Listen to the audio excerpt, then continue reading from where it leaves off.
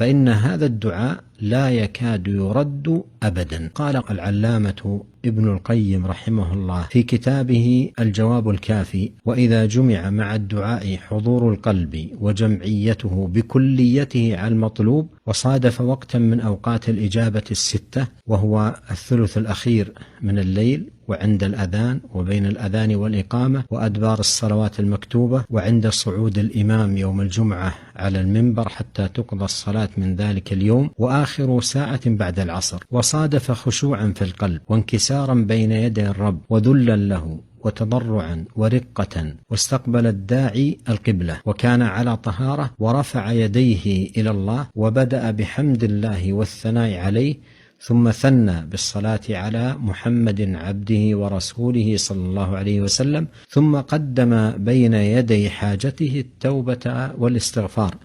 ثم دخل على الله وألح عليه في المسألة ودعاه رغبة ورهبة،